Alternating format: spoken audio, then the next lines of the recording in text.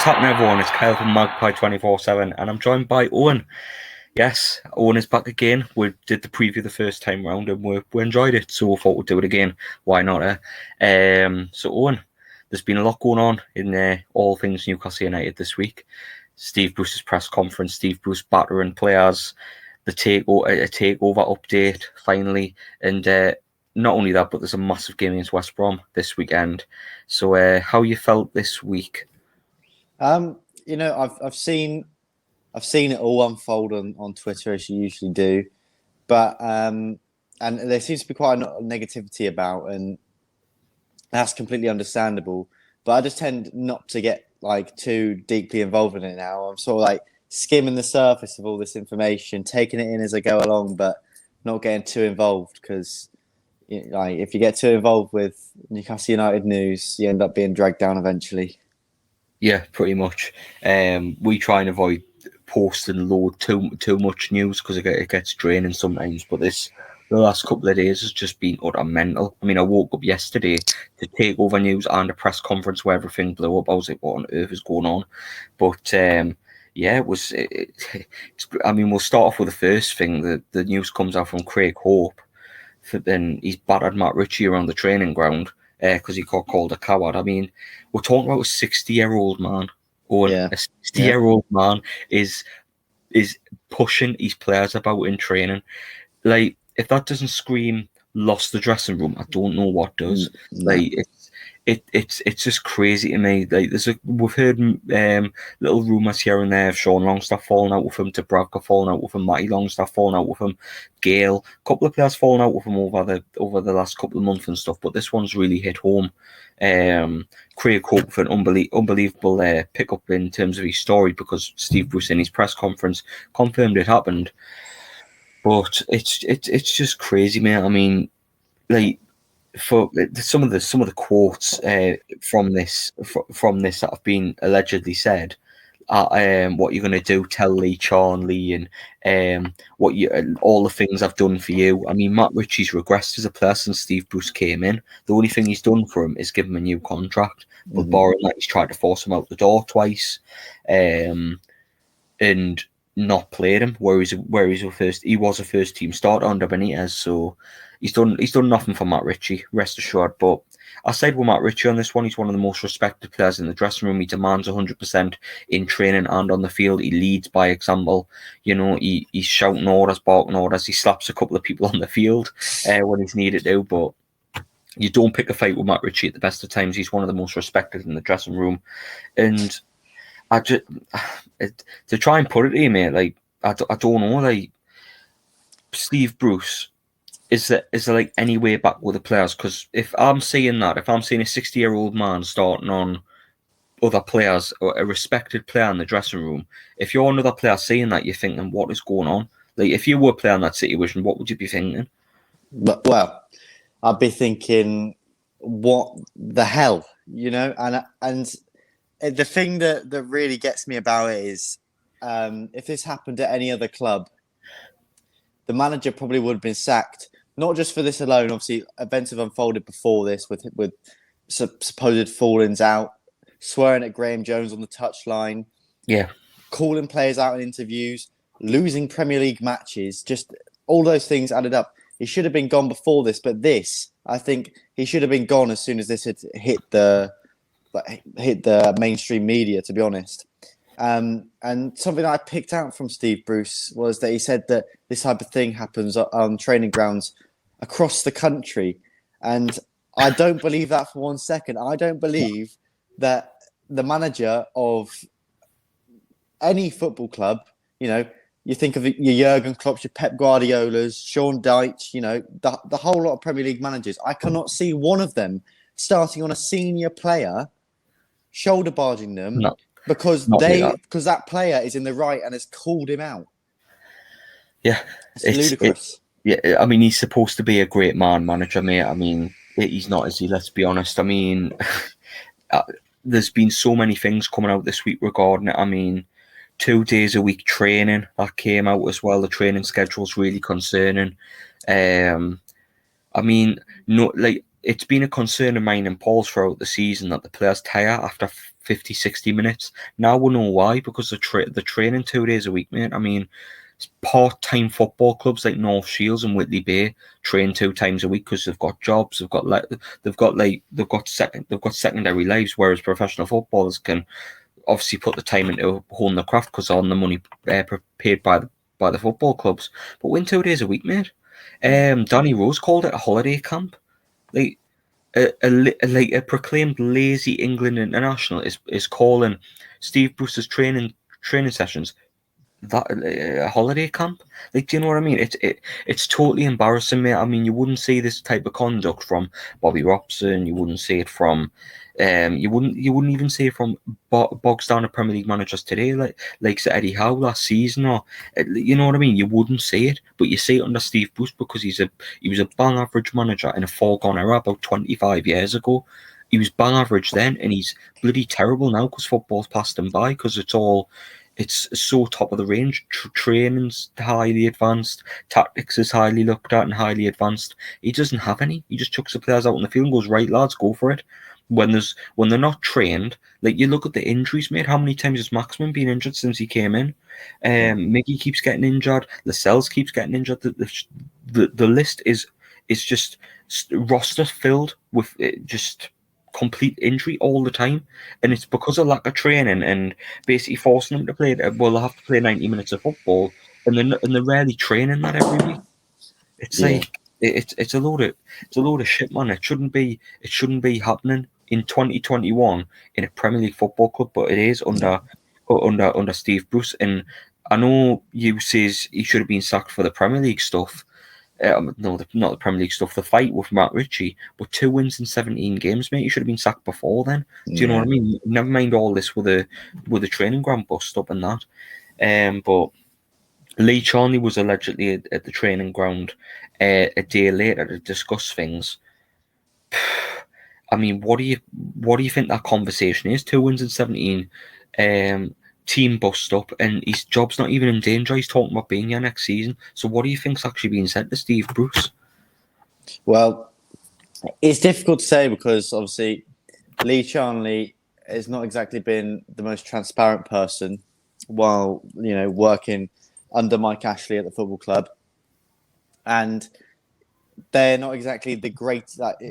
Lee Charnley and Mike Ashley definitely don't make the greatest decisions in terms of football in general. So for him to go in there, have a conversation with Steve Bruce, who, like you say, 2 wins in 17 games, training ground busts up, calling players out on live TV, swearing at Graham Jones on the touchline, to go in there and have a meeting with him and tell and not to bring up that your job's in danger, it's ridiculous. That should be the agenda of the meeting, not on the agenda. That should be the be all and end all of it. And we don't know exactly what was said, and you can sort of take a guess that it wasn't that his job's in danger, but you hope you hope that is what was said to him.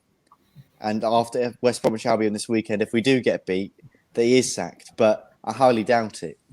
It won't be, mate. We could get beat 3 or 4-0 at the weekend, and he'll keep his job, mate. That's just the be all and end all of the way it is at the minute under Steve Bruce. I mean, I've just never known the club to be so negligent. Even under Mike Ashley, they've never self-destructed to this point, where they're letting the manager just blow the club up from the inside, fighting with players. 2 wins in 17. He's beyond shit interviews, where he seems to piss someone off every single week with every word he says. Oh well, such and such. Bruce Bingo, he says the same crap every week. And he was saying in his press conference, I'd like to win this weekend, but it's not a must win. We're 17th and we're playing 19th in the league. It's a must win game. If West Brom beat us, they're going 3 points away. Do you know what I mean? Like, it's a must win game, especially with Fulham on our back. He probably thinks they're going to go to Liverpool, get beat off Liverpool, and it'll be a freebie for Newcastle if they get beat. Liverpool are shocking at home, mate. They've lost the last 5 at home. Yeah, you know what I mean. It wouldn't surprise me if Fulham went to Liverpool and turned them over. We need to win to bridge the gap to the likes of Burnley, Crystal Palace, obviously overtake Brighton. Like every game is a must-win, and he's playing it down. It's just an arrogance, just a total arrogance of the situation. Yeah, in the form table since Christmas, we are the worst team in the division, and he's got an arrogance, mate, of we've got nothing to worry about. I mean, before New Year, he was talking about a healthy cushion, and we're not going to get dragged into it. Well, yeah, now, and he's still trying to blow smoke up everybody's arse and saying, "Oh well, it's not going to." It's not going to happen. We're fine. We're all right. We'll pick up a couple of wins here and there. He's just so oblivious to the situation. Either that, or he's just trying to annoy fans from top to bottom, mate, every week. I mean, even the most blind of supporters must look at his interviews and go, "Well, how are you, mate?" Do you know what I mean? It's even if you were trying your best to support Steve Bruce, it's like it's impossible to do so because of some of the things he says, the tactics, bust-ups on the trip, everything Yeah. just falls into one. It's so hard to support Steve Bruce. Ironically, the biggest supporter of Steve Bruce on Twitter is a flipping Fulham fan. Do you know what I mean? Like, Yeah. there's no Yeah. Newcastle fans saying, "Oh, Steve Bruce is doing well." Yeah. The only argument you'll get is a comparison to Rafa when Rafa had a bad spell or something. You'll not get Yeah. something Steve Bruce has done well. You'll just get counter or Rafa, and it's just like it's pathetic. Like we need to get behind the narrative of sacking Steve Bruce because that's what we need to do. If we get relegated, mate, they can't stick with Steve Bruce because we'll not get promoted. We've got more chance of getting relegated again than promoted. See what he did Yeah. at Aston Villa. Three Yeah. wins in 13 got him sacked, and now he's sitting on 2 wins in 17 at Newcastle, and he's still in the Yeah. job. It doesn't work out, man. But we'll move on. We'll move on to the takeover stuff. A statement was released, which was a bit manic that Newcastle have lost in court to get the chairman of the arbitration. Well, the Premier League get one pick for the arbitration sitting, and Newcastle get one. Yeah, I think they either got one or two, but Newcastle appealed to get the Premier League's version removed because of the affiliation to the Premier League in the past, and that got denied. Now, a lot of people think this is actually a tactical move by Newcastle, going in there expecting to lose type of thing from Nick DeMarco. What's your initial take on the whole update with the takeover? Because the whole update regarding the takeover has been kind of announced and where we'll go from here, but it might take time. So, what's your initial thoughts on it, mate? Well, first of all, I think it's really poor timing from the club. Yes, I understand us as fans, we want to be updated on the situation. You know, we've always said we want transparency, we want to be communicated with. And the one time they communicate with us is before the game that is arguably the biggest this season so far. And to just completely distract everyone from the target. In terms of the content of the actual, the actual statement from the club, it seems positive. Now we definitely know there is something going on. It's been a bit. Is it on? Is it not? We knew Nick DeMarco was involved somewhere, but we didn't really know how far we were in. Whether it was just talks, whatever. Yeah. Journalists try updating you on the situation, but can you take it as gospel? Probably not. So to have this solid statement from the club themselves on the goings on and appealing, it shows we're actually trying to get somewhere in the arbitration case. Obviously, we lost out on trying to get this chairman removed, which could end up going against us. And I saw Keith Downey explained it as going into a football match 2-0 down. But obviously, if Mike Ashley is confident, being the businessman he is confident that he can win this court case. If Nick DeMarco is confident that he can win the court case while being 2-0 down, in inverted commas, then anything can happen. I hope that we come away with the win. Yeah. Obviously, the other thing is that I can't remember what it was now. What was the other thing that got turned down against us? It was the chairman thing that got turned down, and for it to be made public, mate. Oh, the public thing, yeah. That's the other downside. That obviously us as fans, we won't get to see the goings on of what's we won't have the transparency that we want. But obviously, that's not the club that's made that decision. That's the tribunal. That's the the court that's made that decision.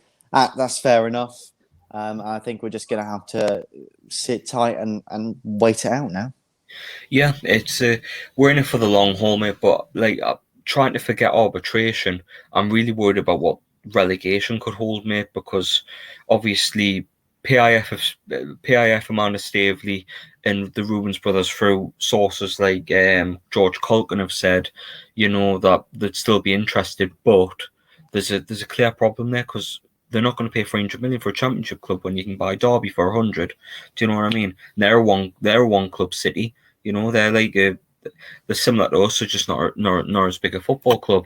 So they could go and buy Derby for less and get the same type of thing and put the rest of the money that they pay for us into the playing squad, and the people that win the championship and get into the Premier League with that, and that leaves them making a profit on that instead of buying Newcastle. So yeah, it's Mike Ashley would need to lower his money by at least 100 million, and I don't see that.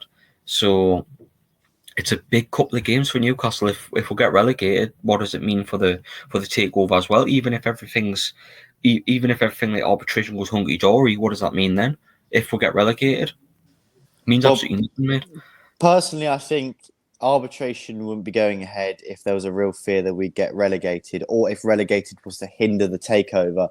Something that's been running through my mind in previous weeks is the Premier League won't pass if the Premier League doesn't pass the takeover, then the EFL will, because if the EFL are allowing owners that tear clubs down to the ground, i.e. Bury, Bolton, even Derby with their new owners that we were linked with, what are they called, the BZG, whatever. Yeah, if they're allowing owners like that to come in, then they can't stop owners like like our proposed owners are. So potentially that could be in the club's thinking that if we get relegated, that will be an easier route for the takeover to get through, and Mike Ashley might be happy with that.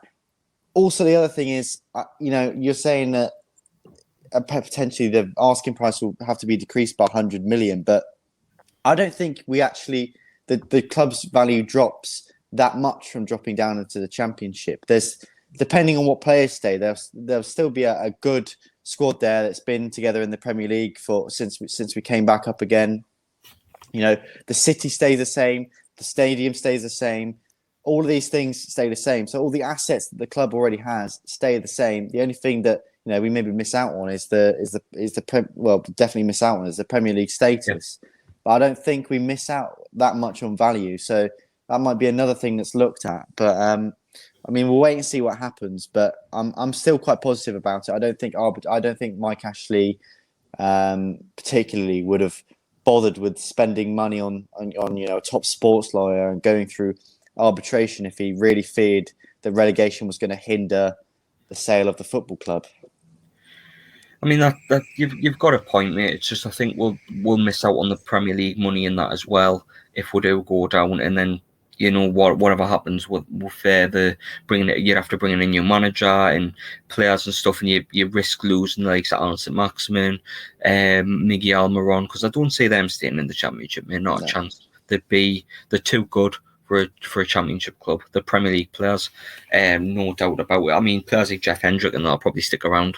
Lucky us, but that's literally we'll get what's left, and then we'll probably keep Steve Bruce because he's seen as a good Championship option. So relegation really isn't it.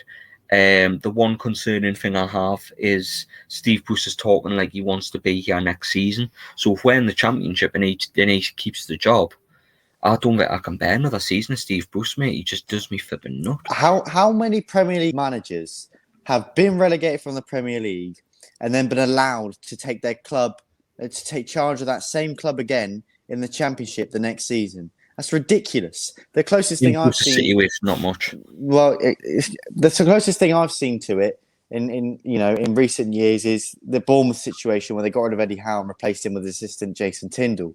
That's the closest thing I've ever seen to it. And it will just, if that did happen, that would be the most stupid decision I've ever... I wouldn't even watch... I don't think I could even watch the games at that point because you just know what's going to happen. You just know how shite it's going to be. You know that the promotion's not going to happen. So just why bother? Do you know what I mean? Yeah, I mean, the only time I've seen it is Burnley. Burnley got relegated, and then they kept Sean Dyche on, but he was Yeah, popular at the club, yeah. and he got promoted, and he's still there now. And it could happen this season if Norwich get promoted because they kept Daniel Falk. But other than that, not many keep their job after it, but we're so negligent, we'll keep ahead of Steve Bruce. And the thing is, no one's behind him, mate. I mean, the media don't like him because he keeps banning them at press conferences and doesn't let them ask questions. The fans don't like him because he lies to it. One, two, he's just so selfish in the role. The players don't like him clearly because they're having fights with him on the flipping training ground. Yeah. There's clearly a mole in the dressing room that doesn't like Steve Bruce, otherwise they wouldn't be telling journalists what's going on or the Henri negative. Survey. You heard it, yeah, lads. It's either Henri Survey or Christian Atsu. One of them's not very happy about not playing first team football. I mean, I'm not going to point fingers, but I mean, Steve Bruce has clearly made some enemies at the football club.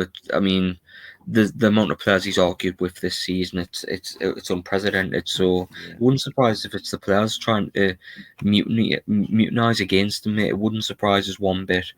But yeah, in terms of the takeover stuff, the Bruce press conference stuff, I think that's pretty much everything. We'll go into the game against West Brom this weekend or tomorrow as we record this, and it's like really big game, mate. Really big game. Absolutely. Bruce playing it down. We've only trained twice this week. West Brom have already played this week in a 1-0 loss to Fulham at home. No, not Fulham. Everton, I believe. Yeah. But yeah, it's a huge game. The two dinosaurs collide in Jurassic Park 5 or Jurassic World 4, whichever one you want to call it. The Bruceosaurus Rex versus the Samodactyl. We'll go with the Samodactyl. Right, we'll crack on. Yeah, the two dinosaurs that are managers of a bygone era 20 years ago. Still a Premier League collision. I can't believe it is. But 3 points is a must tomorrow. Injuries, whatever, press conference, whatever's going on at the club, put it aside. 3 points is a must tomorrow, Owen. Yeah, absolutely. I agree. Whatever happens tomorrow, both teams are going to be knackered by half time. That's so definite. Because that's what happens when you train twice a week, and that's what happens when you play a game midweek. So they'll be knackered by half time. So I reckon tomorrow, the game will be decided very narrowly. Like maybe in the first half. We need to it's really difficult to call because obviously West Brom are scrapping for points down there. They're if they win, they go within 3 points of us. So they'll be wanting to win this, so they're that step closer to safety, which is what we don't need. We need the points to sort of climb away from that relegation zone. It's going to be difficult. It's going to be a difficult game to watch. I think I'm going to be watching from behind my sofa a little bit because it's one of those nervy ones where you just feel like if you do lose it, then you've got a massive chance of going down, even though it's not the end yet. It's enough to write you off for the rest of the season, I think. Yeah, it is a big one. It feels like it's got the same kind of feel as Steve McLaren's last game against Bournemouth or Rafa's one of Rafa's first games at Norwich away. It's got that big game feel. Whereas if we lose, it could be curtains for us, especially with what we've got coming up after these next 3 games. A win would put us in good stead to go into the next 2 as we'll play the likes of Burnley, Aston Villa. We've got some favourable games coming up, and I wouldn't want to throw it away. Not a chance. But Steve Bruce is playing it down with his arrogance, the lack of training. So the signs aren't good. If we get beat tomorrow, then it's not going to be a surprise. But in terms of personnel for tomorrow, who would you go with? Because obviously we've got injuries and stuff, and Maxie's not playing, Miggy's not playing, Wilson's not playing. So what would your ideal formation be tomorrow? Would you look to change it again, or would you look to keep the same formation but change the players in around the attacking part? Don't change it, because I know that formation is built to get our best players in there, i.e. Maxie, Almiron, Wilson. It's built to get the best players in there. However, if you change it, then the other players that are in that setup they're just about getting used to it now. You're seeing that fluidity that we weren't seeing at the start of the season in this formation now. So don't change it. I think my lineup goes in a 4-1-2-1-2 or however you want to put it. Dubravka in goal. No matter what mistake he made against Wolves, I think it's not a massive error. Like I've seen keepers do worse, and it's not the easiest save to make. He could have done better, but we'll keep him in goal because I think he's our number one. He's better than Darlow statistically. Yeah. Left back, Jamal Lewis, I believe he's fit. Centre backs, Kieran Clark and Jamal Lascelles. I think that's pretty simple. If not, Fernandez and Lascelles, either or. If Fernandez is fit again. Right back, Kraft. We don't really have another. We don't really have another option at right back. Plus, he's one of the tall. He's 6 foot plus, Kraft. So West Brom are going to try and play that aerial game. You want as many tall players on the pitch as possible. Saying that, I'm going to replace Jamal Lewis with Paul Dummett, plainly because we're going to need, tough tackling, just taller players, bigger players for this game. Hayden keeps his place in midfield for me. So does Willock. I'm going to go with Shelvey because as much as I'd like to see, Matty Longstaff, Sean Longstaff play, I just can't see it happening, especially with what's come out in the press. And I certainly wouldn't play Jeff Hendrick. So I'm going to go with Shelvey again. I know that'll piss a few people off. In attacking midfield, I'd put either Fraser or Joe Linton there, plainly because they're the two players that I think probably suit that role the best. Then up top, I'd go with either Joe Linton or Gale, and then Murphy as the other striker as well. Okay. I agree with Murphy, by the way. I think that's a decent one. I would personally drop Kraft and never play him again. Who would you play instead? Anyone, mate. Give me a call. I'll play right back. I can't be anywhere. Do you know what? He's flipping shit, mate. I can't. Nah. In his place, I'll probably. The thing is, what I think Bruce is going to do and what I would do is probably two different things. I think Bruce might put Hayden at right back and put Henry in midfield in his place. But personally, I'd try either Dummett at right back. It might be his wrong foot, but I think he's more defensively sound definitely than Kraft ever will be. So I think there's something there for that. So Dummett at me for right back. Either Dummett or put Fernandez or Clark there. Clark's played full back at Villa and he played once or twice at Newcastle, but it's a risk, I know, but either that or you go with Matt Ritchie. I mean, I don't know if Ritchie's going to get a game again because he stood up to the boss.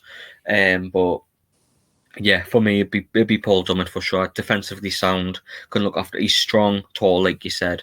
So he's a sound option to have. Plus, he's a leader as well. So I want to have him. Centre backs, I agree with. Left back, I agree with. The midfield's going to have to be the midfield by the looks of things. Willock, Delvey, and Hayden. Hayden is brilliant in that position, but I'd like to see Matty. I think a bit of energy in the midfield because they've got like Conor Gallagher and people like that, just to match the energy. Because Shelvey is a very lazy player. So for me, it'd be Matty, but I know obviously Shelvey's talked up the boss in interviews in a podcast in recent weeks, so he'll never be dropped again. So he'll play. But I think Murphy will play. Carroll's angling for a start. So I think you'll start Andy Carroll against the tall defenders, which is bizarre. And because of an apparent fallout with Dwight Gale. And who else? And I think Joe Linton will play, mate. I think that'll be his free. So you play a 4-3-3 with a false 9. You put Joe Linton in the false 9 or Carroll, and he'll go on from there. But what press is going to be non-existent, mate, because Joe Linton doesn't press very well. Carroll doesn't move, and Murphy's not very good at a press either. But I think Murphy is the main. Actually, no, man, I forgot about Fraser. Do you think you played Murphy or Fraser? I think personally, I think he'd play Fraser over Carroll. Like Carroll's angling for a start, but Carroll just doesn't suit that system at all. That system is not built for players with a lack of mobility. That system is built for players who like to move, change position, interchange with each other. Like Joe Linton has his critics, and I'm definitely one of them. But you got to praise him for his movement, and I thought he did really well against Wolves, and I was really disappointed to see him get criticism. I praised him. I praised him. I got a lot of shit on Twitter for that, but I praised him. Yeah, I'd love to see him get a start again because I thought he was brilliant against Wolves, and extremely unlucky not to get a goal. I think anybody in that position that Joe Linton's in, is going to shoot there. And if it wasn't for Romain Saiss, it would have been a brilliant finish. So I think he deserves to get another start, and definitely over Carroll, and definitely Fraser over Carroll as well. So Fraser, Murphy, Joe. They'd be the main three, because I think Murphy would be a threat against West Brom. That he scored the winner. Well, he assisted the winner the last time we played West Brom with that unbelievable cross. So, yeah, I think that'll be the front three for me. It's just, what do you have to bring off the bench? Gale, Carroll. I mean, you're right in saying Carroll doesn't fit that formation at all, unless they put the ball up in which he might offer something. But for me, I'd keep Carroll away from the squad. Maybe if there's 10 minutes to go and you're chasing something, you bring him on. But that's the only reason you bring him on, if you ask me. But that's our 1 to 11. We'll end on some predictions, mate.